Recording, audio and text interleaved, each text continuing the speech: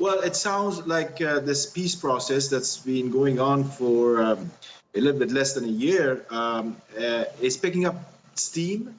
It's also gaining momentum, and it seems to be heading in the right direction according to what both the Americans and the Taliban are saying.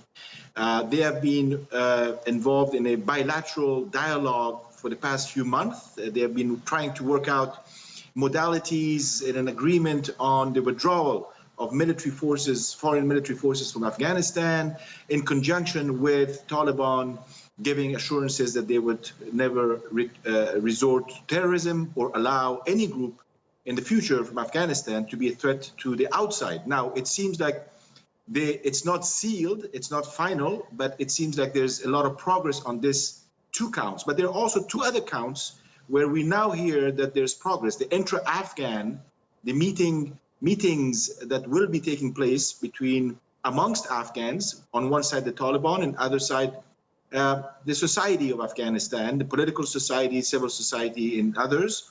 And as you mentioned earlier, there's going to be a 2-day round starting tomorrow, which is a step forward in comparison to what we have seen in the past few months. But there are still some caveats to that, aren't there? I mean, the high-profile Afghan players, as you called it, civil society, political society members will be attending, but in a personal capacity as per the demands from the Taliban. I mean, how do you foresee that playing out? I think it's a first step. I think there is some criteria that would use by the German government, the Qataris, and backed by the Americans, and was shared with all Afghan sides, including the Afghan government of President Ghani.